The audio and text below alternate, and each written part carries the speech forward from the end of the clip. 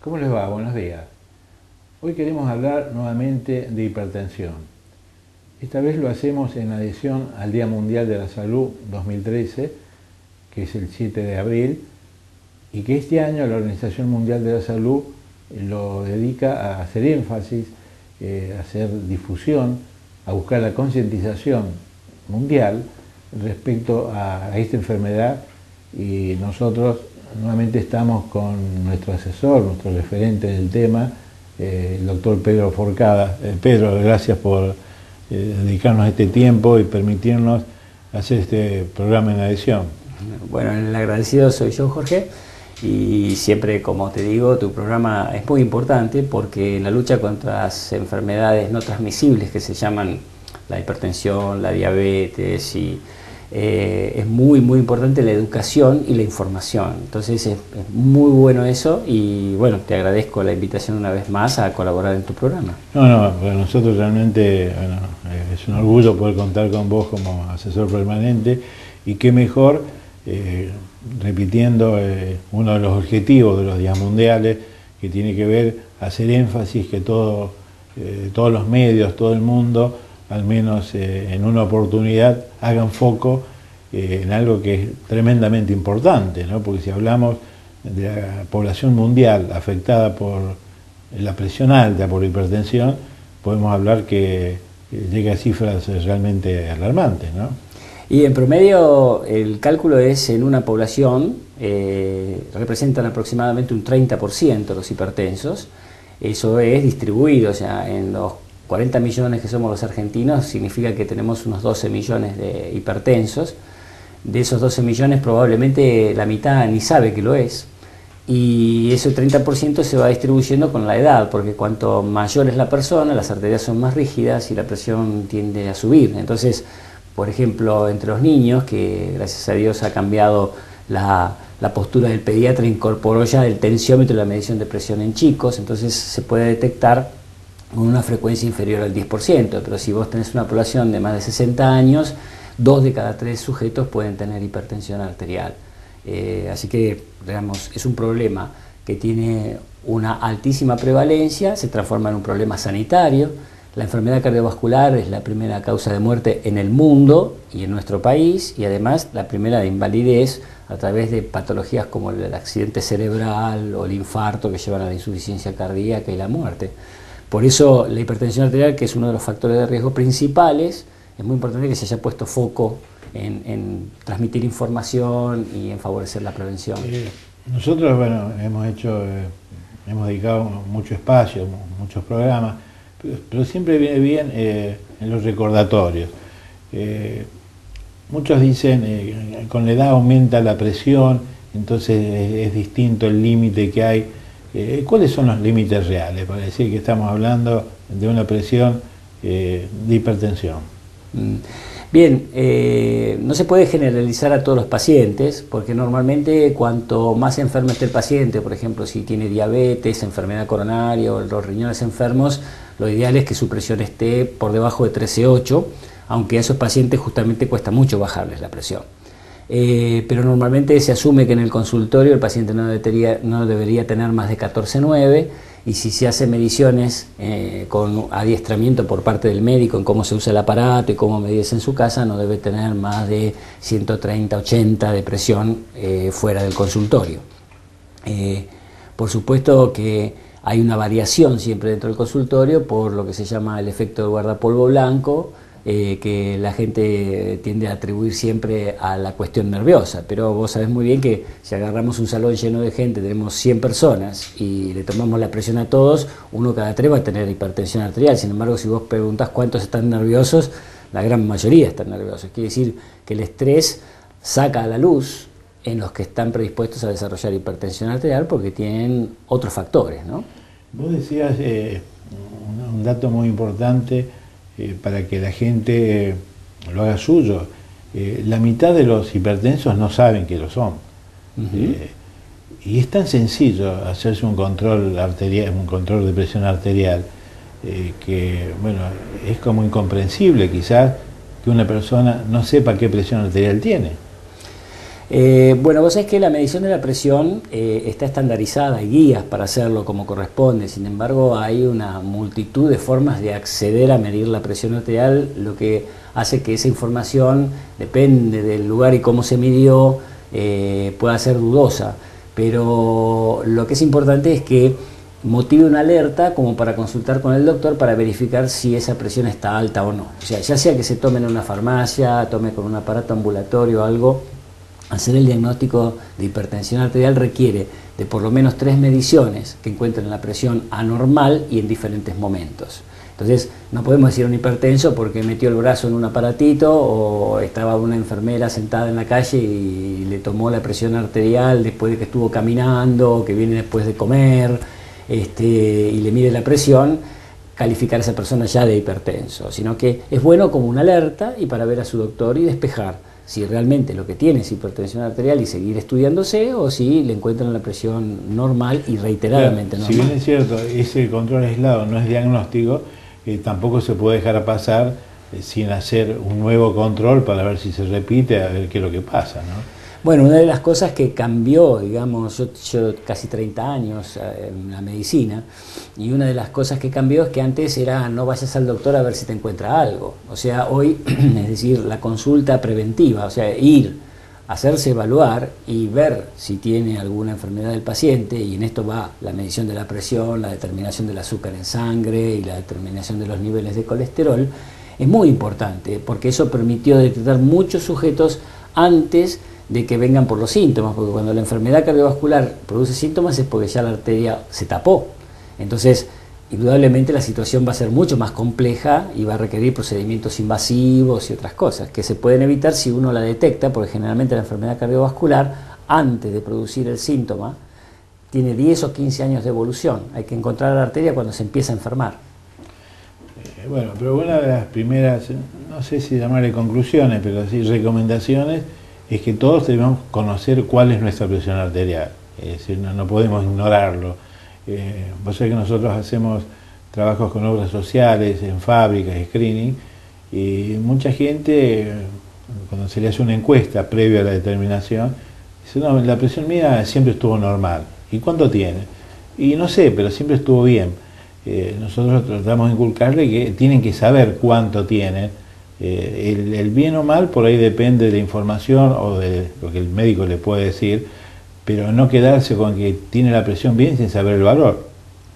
Sí, esto no es acá solo, por ejemplo, estudios hechos en Italia, está bien. Entonces, en principio es muy difícil saber si no tenés el valor de referencia. Por eso estos programas de comunicación y de difusión son muy importantes, porque llegan mucho más de lo que uno puede hacer a veces poniendo en el consultorio de uno a uno a los pacientes, o poniendo una carpa y tratando de tomar la presión a todos los que encuentra ahí alrededor. Estamos hablando que en nuestro país puede haber 12 millones de hipertensos y somos 90.000 médicos, como mucho. O sea que realmente, y son no todas las especialidades afines a la hipertensión arterial. Pero es muy bueno lo que vos decías recién, en los preocupacionales, el pediatra en el consultorio, en los controles de salud periódicos en los clubes. O sea, el hábito de medirle la presión arterial a la persona se fue incorporando y se fue metiendo cada vez más, y la gente ya ahora no le tiene miedo a decir, bueno, a ver si te encuentran algo, sino decir, si lo tengo mal, si lo corrijo, voy a andar mejor. Claro, y además que en la práctica diaria médica, hay muchas especialidades que no tienen en su consulta incorporado el control de la presión arterial, porque son muy específicas, la traumatología, la urología, la dermatología. No digo que no tienen un tensiómetro, pero no es de la práctica diaria. Entonces nosotros lo que vemos que es común, que dice, sí, yo el año pasado estuve en el médico, me encontró bien, pero por ahí el médico no le controló la presión, como que no le controló el peso. Y acá empezamos a desgranar un poco cuáles son los factores que conllevan a lo que son las enfermedades no transmisibles, muchas de las cuales tienen causas evitables, ¿no? Seguro. Mira, tomando primero lo que vos me decías recién, es muy importante que hay especialidades estratégicas, pediatras, clínicos, ginecólogos. O sea, los ginecólogos, por ejemplo, aunque no tomen la atención arterial en el consultorio, pero juegan un papel importantísimo, porque la mujer por ahí, al único médico que ve en todo el año es al ginecólogo. Entonces, el alerta del ginecólogo sobre los factores de riesgo, especialmente en el climaterio, en la menopausia, es muy importante. Entonces, por ahí el ginecólogo por ahí no le toma la presión al paciente, pero dice, ¿por qué no va a ver al cardiólogo para que haga el control? O mira la rutina de laboratorio y se encuentra con un colesterol alto, niveles anormales de azúcar. Entonces, eso es muy importante. Y lo otro que vos decías, sí, los factores de riesgo son todos factores de riesgo de esto que vos denominabas, como dice la OPS, las enfermedades no transmisibles, y fundamentalmente porque están relacionadas a hábitos de vida, a comer mal, a hacer poco ejercicio, eso lleva a la ganancia de peso, fumar, comer con exceso de sal, o sea, todo ese tipo de cosas son factores corregibles que no requieren de medicamentos para hacerlo. Y si uno logra que el paciente baje de peso, que haga un poco de ejercicio regular, generalmente vamos a necesitar menos medicación, menos dosis de medicamentos, y va a ser más fácil controlar los factores de riesgo. Sí, fíjate que el día anterior al Día Mundial de la Salud, es decir, el 6 de abril, se conmemora el Día Mundial de la Actividad Física, ¿no? Haciendo especial hincapié. Hace poco tuvimos una reunión preparativa de las actividades del Ministerio, del programa de actividades, y Argentina tiene cifras alarmantes y en crecimiento de vida sedentaria, ¿no? La gente no solo que no hace, sino cada vez hace menos actividad física, con una de las consecuencias directas que está vinculada al sobrepeso y a enfermedades cardiovasculares. Bueno, vos sabés que aprendimos mucho, porque entre el 2005 y el 2009 se llevaron a cabo 2 encuestas de factores de riesgo cardiovascular en nuestro país. Es la primera vez que hay una iniciativa de esta escala a nivel nacional, y realmente se pudo comparar con 4 años de diferencia que había pasado con los factores de riesgo. Y te diría que todo lo que es sedentarismo, obesidad, diabetes, comer mal, quiere decir con pocas fibras, todos esos factores aumentaron significativamente. Lo único que no se modificó demasiado fue la hipertensión arterial, que se mantuvo prácticamente estable, y hay 2 que retrocedieron. Uno de ellos fue la presión arterial y el otro el tabaquismo. Curiosamente, las 2 cosas vinieron de la mano de reglamentación, de medidas, por ejemplo, la prohibición de fumar en los ámbitos públicos, y el caso de la hipertensión arterial relaciona un poco con la reducción del sodio en los alimentos, en particular el pan. Por ejemplo, la Sociedad Argentina de Hipertensión hizo un convenio para poder bajar la cantidad de sal que se le agregaba al pan. O sea, pero vos fíjate que para controlar un factor de riesgo es como que tenés que poner una ley, ¿no? Hace pocos días se conmemoró la Semana Mundial de Reducción de Sal, del 11 al 18 creo que fue. En la Argentina hubo reuniones porque se está trabajando activamente en modificar legislación, normas respecto a la oferta de sal en alimentos y en los restaurantes, que por ahí no te pongan el salero en la mesa. Hay gente que en forma automática sirve un plato de comida y le ponen sal sin probarla, ¿no? Es una cuestión ya cultural, es una cuestión, una especie de adicción gestual. Bueno, el tema de la sal, lo hemos charlado en otras oportunidades. Cuando la criatura empieza a alimentarse después de los periodos de lactancia, después de los 6 meses, cuando empieza a incorporar alimentos, es habitual, o era habitual, que se ponga sal agregada a esos alimentos, y se va acostumbrando a un paladar que, bueno, evidentemente eso lo hace más apetitoso, llama más la atención, y después cuando se acostumbró a eso, viene que hay que sacarlo, ¿no? Sí, inclusive las papilas gustativas se modifican. La persona cuando hace un régimen con reducción de sal, las papilas gustativas se modifican y generan un cambio en la percepción del alimento. El paciente te dice como que siente la sal cuando la tiene, o lo siente más ácido, o siente un cambio en el gusto del alimento. Pero te propongo que hagamos una pausa y después que hablemos, volvamos sobre esto, la hipertensión, las enfermedades no transmisibles, cómo evitarlas y en el caso de los hipertensos, cómo pueden controlar una enfermedad que, bueno, no es una enfermedad que se cura, pero sí que se puede controlar, ¿te parece? Perfecto. Quedamos en el bloque anterior que íbamos a completar el tema de enfermedades no transmisibles como factores de riesgo y también hablar de tratamiento. Hablamos un poco de sobrepeso, hablamos un poco de actividad física y vos mencionaste el tabaco. Yo recuerdo en actividades que hemos hecho conjuntos, que vos has coordinado en obras sociales, la prueba de tomar la presión antes de que prendieran un cigarrillo y después la modificación que se producía y qué gráfica que era para el fumador, ¿no?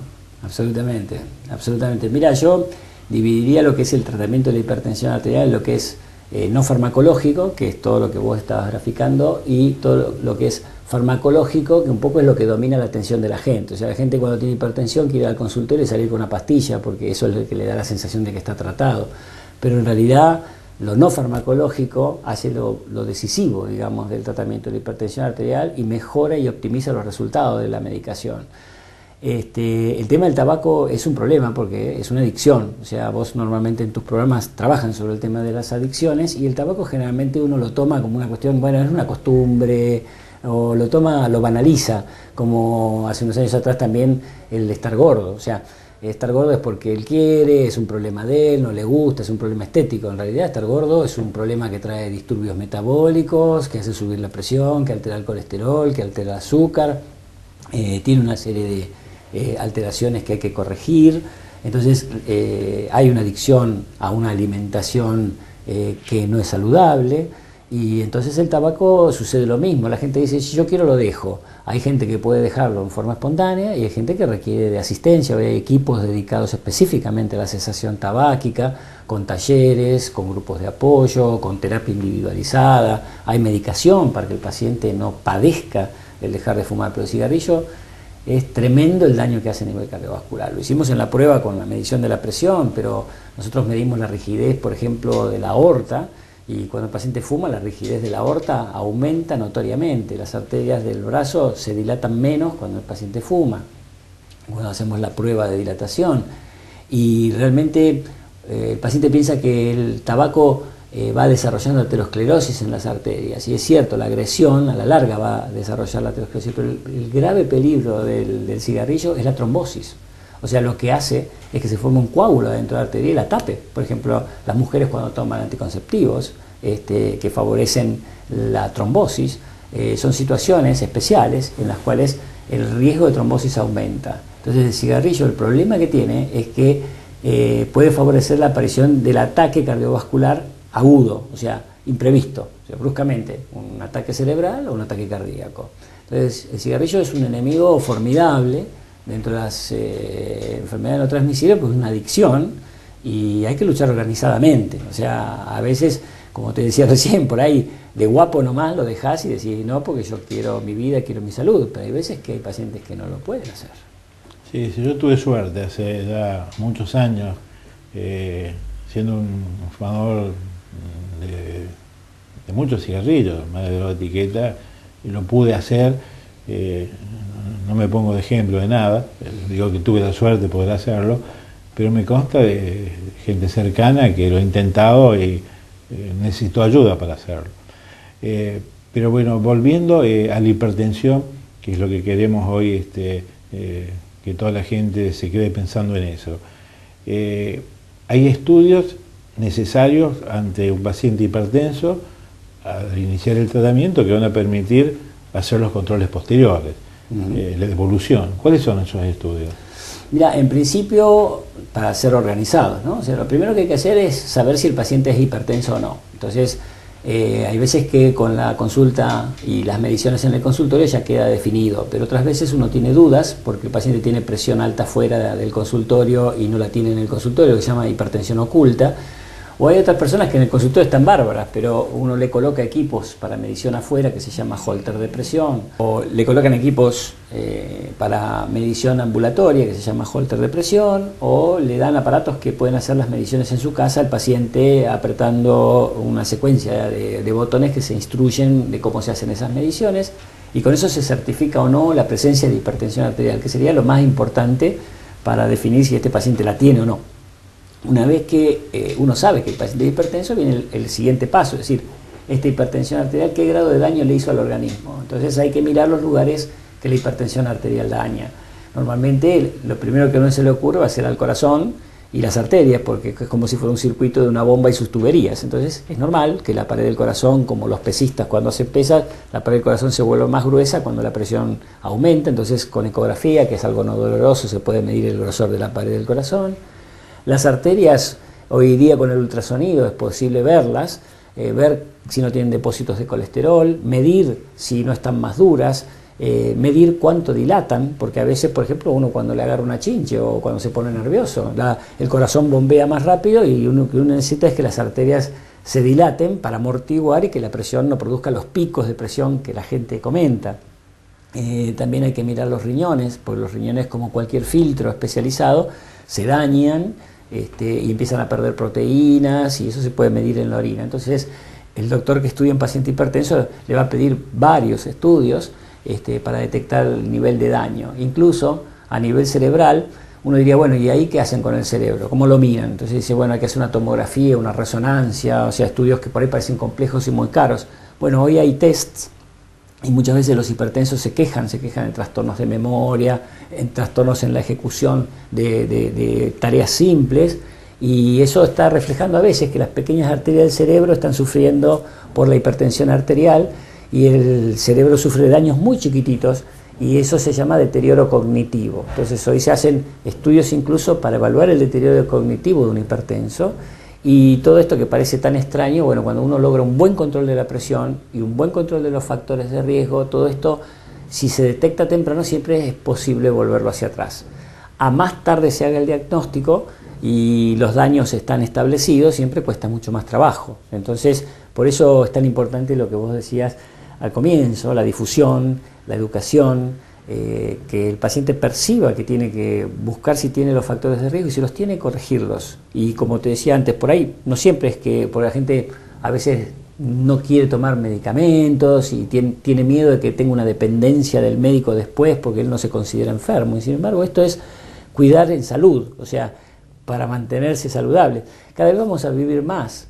El punto es que tratemos de vivir más sanos, o sea, que tengamos mejor calidad de vida, porque acumular más años pero con una calidad de vida muy mala, por tener que hacer bypass, diálisis, insuficiencia cardíaca, después de un accidente cerebrovascular, tratar de rehabilitar y demás, ya se complica. Entonces, eso, para estas consecuencias, son de algo que empieza como 15 o 20 años antes. Entonces, por eso, buscar en los jóvenes, hacer chequeos precoces, encontrarla temprano e intervenir efectivamente sobre los factores de riesgo. Ahora, desde el punto de vista preventivo, sin esperar tener controles de presión arterial superiores a los que se consideran límite, ¿cuáles son las medidas de conducta que nos permitirían tener un futuro menos vulnerable, más tranquilo? Lo que te contaba sobre los factores de riesgo en nuestro país es bien claro. O sea, vos necesitas leyes para que bajen los factores de riesgo. Si no, los otros, y esto hace también a que el paciente tiene que hacer un control anual, por lo menos, de salud, salvo que le hayan encontrado un factor de riesgo que obliga a tener controles más frecuentes. Anualmente tiene que controlarse, y el médico es mismo el que tiene que asistirlo y chequear que está cumpliendo con una calidad de vida saludable desde el punto de vista cardiovascular. Y los puntos, si vos me decís, para poner un recordatorio, es decir, bueno, mantener el peso, hacer ejercicio regularmente, comer alimentos lo más naturales y variados posibles, la distribución de la alimentación incluso en el día. O sea, la gente tiende a decir, bueno, me mato de hambre durante el día y como de noche. Cuando uno hace eso, junta la grasa después, durante la noche, que hay que tratar después de sacarla. Lo ideal es comer poquito durante la noche y realmente durante el día, cuando uno está muy activo, tratar de distribuir la alimentación. Cigarrillo, obviamente, suspenderlo si es posible, con o sin asistencia. Y bueno, estas serían las medidas muy importantes, ¿no? Y la parte de la sal. Y la parte de la sal, y la otra cosa que también es muy importante, que con vos lo charlamos alguna vez, es el sueño. Vos sabés que estamos durmiendo cada vez menos, cada vez peor, la gente a veces toma fármacos para dormir, y bueno, al dormir dormir mal, o los pacientes que tienen mucha obesidad u obstrucción de la vía aérea, les cuesta mucho respirar de noche, y eso condiciona que la presión siga estando alta, que les cueste bajar de peso, pero durante el día tenés una calidad de vida espantosa, o sea, te quedas dormido en las reuniones, la concentración y la memoria es menor, las personas estas tienen más irritabilidad y son más irascibles. Entonces, el tema de un sueño adecuado, unas 6 a 8 horas de sueño preservado, ese es un punto muy importante, especialmente, viste, el adulto con el tema de las computadoras y todo, pero los pibes es tremenda la inversión del sueño y lo que hacen con el sueño, ¿no? Pedro, yo creo que hemos dado un rodeo de todo el tema hipertensión bastante completo, pero me gustaría que los que somos hipertensos y escuchamos un programa como este, nos quedemos con la tranquilidad que haciendo los deberes y con la ayuda de medicamentos, es una enfermedad que la podemos controlar. No, es que absolutamente. Pacientes y médicos, en realidad somos un equipo. Mucho tiempo atrás se veía esto como que el médico está todo el tiempo con el dedito. Eso no logra muchas cosas. Estamos para que cuando el paciente tropieza y cae, ayudarlo a levantarse en esto que es luchar contra las enfermedades crónicas. Y cuanto más, yo siempre le digo a mis pacientes, hace usted de sus deberes, menos tengo que hacer yo con remedios. Y esperemos que de nuestras charlas la audiencia tome algunas medidas, como controlarse la presión, hacer alguna actividad física, controlarse el peso y bueno... comer sano, dejar de fumar, el decálogo que estuvimos repasando al comienzo. Gracias, Pedro. Chao, hasta la semana que viene.